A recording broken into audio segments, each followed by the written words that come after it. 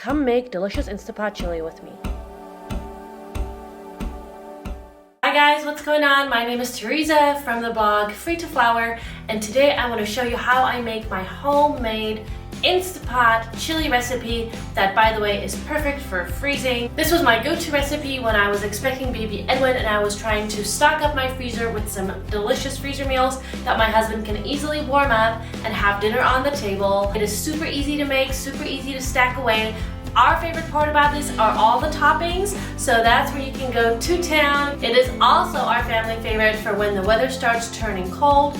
It's actually snowing outside right now and it feels so right to be making this recipe on this night. So come along, it's super easy. You just need a few basic ingredients and an Instapot, or you can make it on the stove as well. What I love about this recipe is that if you don't happen to have all the things on hand, it doesn't really matter. Make it whatever you want it to be. I'm actually missing a few small items today. That way my chili will be slightly different every single time, and that's what keeps it interesting. So the first thing I'm going to do is I have my Instapot over here. I'm going to go ahead and turn it onto the saute function. Then I will add a little bit of olive oil onto the bottom. I am doubling up the original recipe.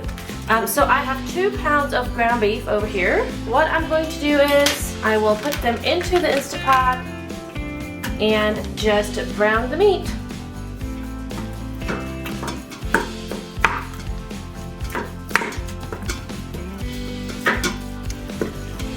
Okay, my meat is almost completely browned.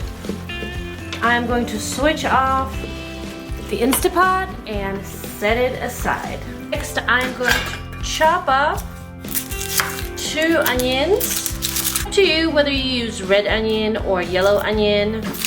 We really like red onion in our house, but for cooking, I generally tend to opt for yellow, especially for meat dishes like this one. Back to my handy Instapot over here, where I turned it back onto the saute function.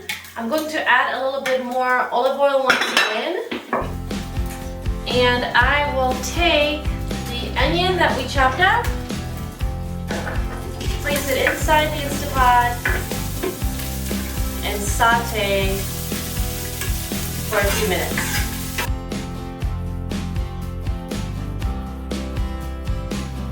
While that is cooking, I can prep my garlic. So I'm going to need about 3 cloves of garlic.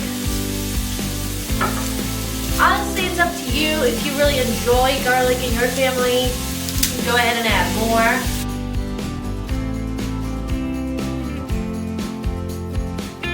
I'm going to mince my garlic right into the pot.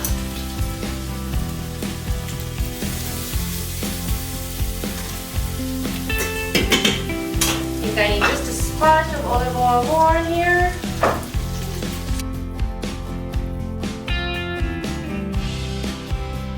Alright, next come the carrots. These are actually our homegrown carrots, so I'm not too concerned about peeling them. Of course, if you have store-bought, I would probably go ahead and peel them.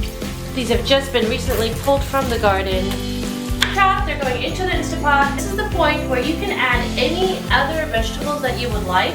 I usually add bell peppers. I'm not used to not having my bell peppers right out there in the greenhouse, so I obviously forgot to buy them. You can add some pumpkin, squash, or any other vegetable that you think would go nicely in your chili. Saute until soft. Once your vegetables have softened to the way you like them, you can go ahead and add in your chopped tomatoes. Oh, don't forget to turn the Instapot off and add in your chopped tomatoes. I'm using some with some added basil. That can never hurt. And one just plain. I'm using 2 cans for the 2 pounds of beef. Use about 3 tablespoons of tomato paste. Honestly, I love tomato paste, so I don't think you can ever go wrong. And at this point, I would normally add about 3 cups of bone broth. However, we have just gotten back from a trip. I always have bone broth on hand except now. But luckily, this doesn't matter. This is a very forgiving recipe. You can really make it into whatever you need it to be. So what I'm going to do is I will use some water instead, and I'm actually going to put put it inside my can so I can rinse them out. It's a little trick that I like to use.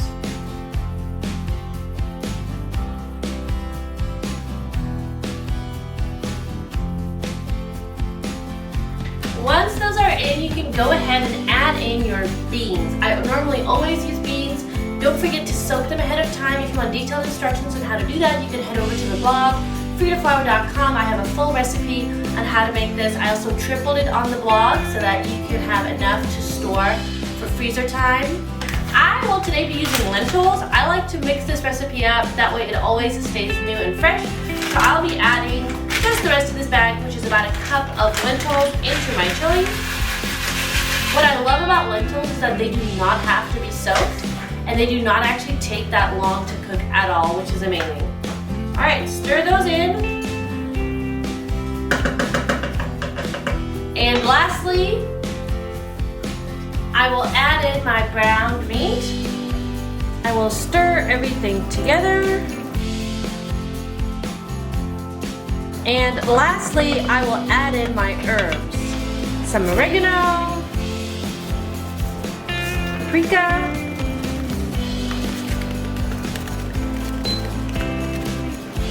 love this blend of herbs from Provence. Lastly, about 3 teaspoons of salt.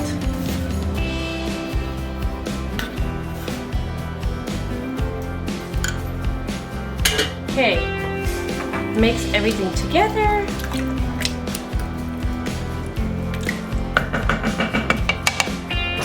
And then place the Instant Pot lid on.